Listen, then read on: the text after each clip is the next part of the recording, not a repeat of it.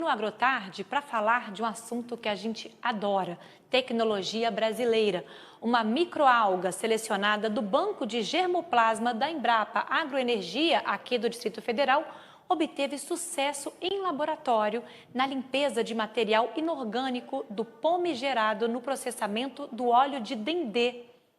Para se ter uma ideia, em apenas 5 dias, essa microalga reduziu em 98% a quantidade de fosfato do pome e em 99% os níveis de nitrito e de amônia. O resultado é considerado surpreendente se comparado aos cerca de 3 meses que uma lagoa de estabilização leva para fazer limpeza semelhante. A gente vai entender melhor esse assunto agora na nossa conversa com o Bruno Brasil, que é pesquisador da Embrapa. Boa tarde, Bruno, seja muito bem-vindo, viu?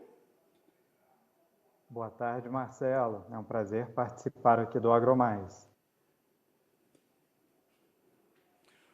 Ô Bruno, primeiro eu quero cumprimentar a todos os envolvidos nesse estudo, né? Porque é surpreendente, como a Amanda disse, a gente adora falar de tecnologia brasileira de ponta, né?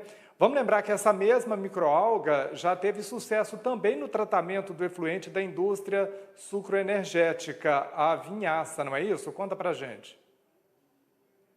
É isso mesmo. A Embrapa vem desenvolvendo, desde 2012, trabalhos em biotecnologia de microalgas e constituiu um banco genético aqui dessas microalgas encontradas em efluentes, em corpos de água doce do Brasil, de biomas como a Amazônia, o Cerrado, a própria Mata Atlântica e o Pantanal.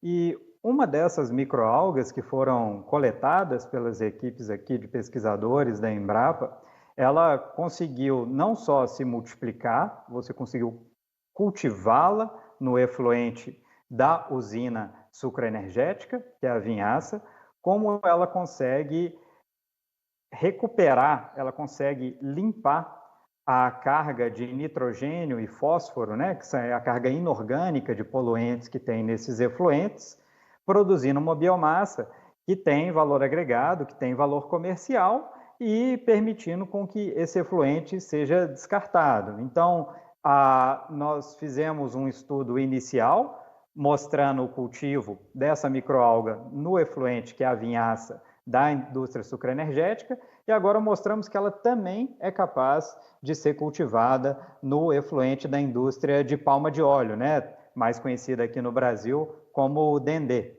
São efluentes que são produzidos em grandes quantidades por essas agroindústrias.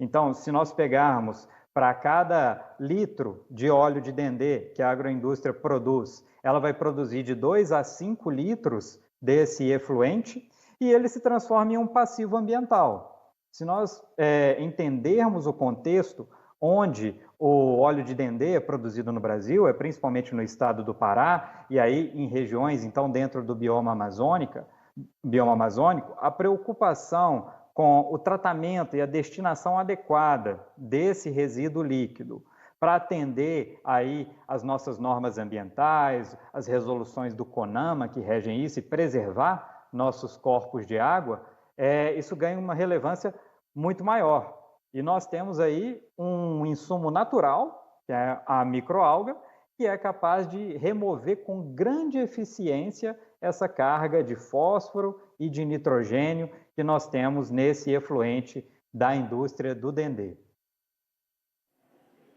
Ô Bruno, e no caso do pome gerado pela extração do dendê, né, o que ele causa ao meio ambiente e o que a microalga ela faz nesse processo? O pome, que é esse efluente produzido pela agroindústria do dendê, ele sai com uma grande carga orgânica e inorgânica de resíduos, tá? Isso daí, se for despejado diretamente em um rio, em um corpo receptor natural, ele vai causar um processo que a gente chama de eutrofização. nada mais é do que vai acontecer uma proliferação de micro-organismos naquele rio ou naquele corpo d'água, vai depletar o oxigênio daquilo ali e vai acabar matando todos os peixes e toda a vida aquática que existe ali. Por isso mesmo, esse tipo de efluente, esse tipo de resíduo líquido, como é o caso do POME, ele precisa ser processado, precisa ser tratado pela indústria geradora antes que ele seja levado a um corpo receptor, tá? Isso nós temos uma legislação ambiental que rege isso, que coloca os parâmetros. E o que nós demonstramos na pesquisa é que, utilizando uma microalga brasileira, você consegue remover essa carga inorgânica, aí eu estou falando principalmente de nitrogênio e fósforo, desse POME. Ao limpar esse POME, ele então entra, atende aos parâmetros da nossa legislação ambiental e pode então ser despejado. Ou mesmo essa água poderia ser reaproveitada pela própria agroindústria para alguma outra atividade de limpeza ou enfim, outro tipo de atividade ali na própria propriedade. Ô Bruno, quando não tratado com alga, quando é o tratamento convencional, como é que ele é feito?